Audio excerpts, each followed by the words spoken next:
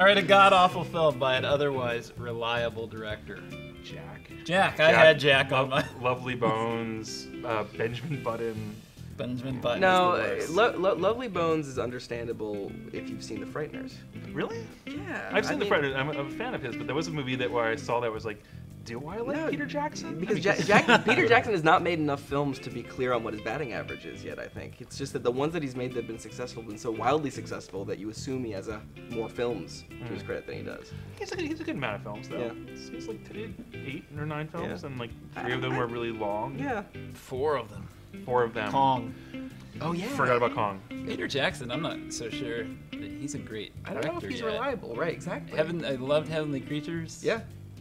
But he never I did anything understand like why Heavenly people Creatures. like Dead Alive, and I understand why people like The Frighteners, but Kong's terrible. And the Rings movies are tough. And Well, the king of this, rest in peace, is Sidney Lumet. Which is the worst film that he made? I mean, he made The worst film that he made? made some bad films. I have not seen the Melanie Griffith film, where she's a Hasidic, Oh, an undercover Among Us. Hasidic jewel thief or whatever The it is. yeah. one that he was making when he wrote Making Movies. Like, here's how you make a movie. Like, I'm making this with Melanie Griffith and Hasidic community. yeah, that was bad timing. Very bad. Because he knows how to make a movie. It's a really good book. He just Yeah. But it takes makes you out it- of the book yeah. every time he mentions Melanie Griffith.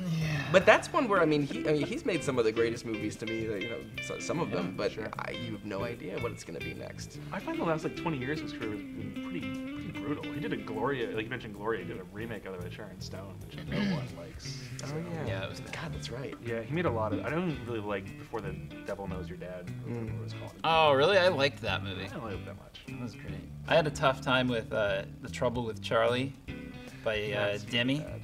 Do you think that as a film nerd, you would be really into it? Yes. It's like Anna Karenina and Charles Aznavour and film French New Wave references everywhere, and it's just like unwatchable. Well, my selection might be fighting words, but I think Godard's 1+1 Sympathy for the Devil is kind of unwatchable.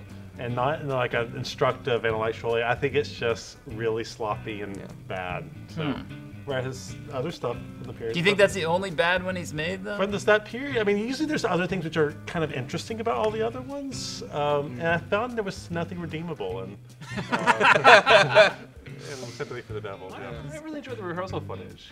Like, I kind of get what he's getting. Like the at. idea was a great idea. Like on paper, so this film's going to be great. It's this sort of like cross-cutting with Rolling Stones in a studio where they get rated. It's this sort of allegory, and you watch like it's like watching someone rehearse, like a band rehearse for like an hour and a half. I really like De Palma, and so Snake Eyes is very painful for me. Wow, I blocked that out of my memory. That's Cage, a right? really bad in a purple leisure suit. If I In a recall purple leisure correctly. suit at a boxing match. And the only other one I really want to point out, Yeah. because it really is the angriest I've ever been in a movie theater.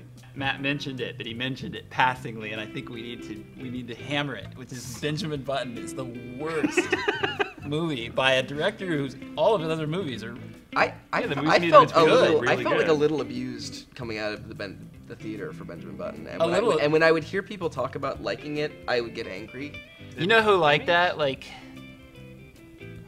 Oprah's book club people, or like middle American. I didn't watch it in the like- theater. I watched some video, and I kind of wanted to like it because everyone had hated it. So I thought, okay, I'm going to go in. I'm going to be contrarian. I'm going to like this film. And I actually can't even remember anything in the movie. Yeah. Like I have blocked it out somehow. And you had to see it in the theater to get the angry experience. I can imagine that. I can imagine having that experience too, where you're just like, oh man, this is You know the boring. other problem Pause. is Stuck in the Yeah. theater. Just But- the theater was too warm when I saw it in.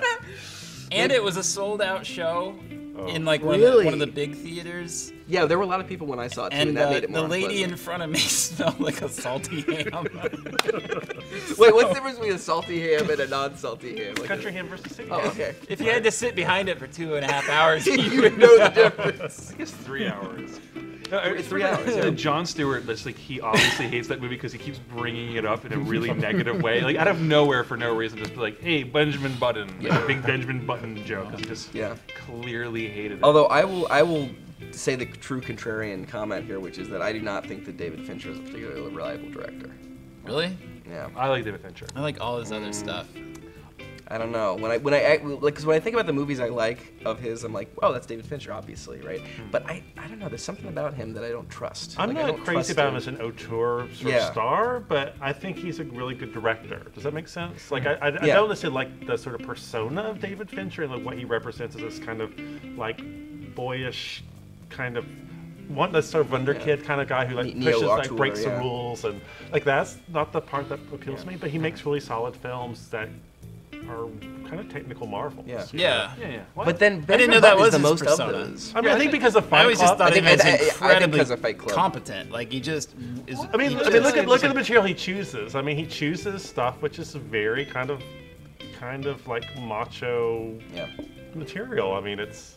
I think he's also a cold professional who likes to subvert the material. Like I think like he really subverts the Aaron Sorkin script from Social Network, which is like a kind of a stupid, bunch of lies and things that didn't really happen. But like throughout the film, like he actually visually and editorially like kind of comments on like the action throughout. So, I love that movie. I love Social Network. I can watch it endlessly. As a fiction film. Oh yeah, no, it's an amazing fiction film. Like I've watched it like 3 times. Yeah.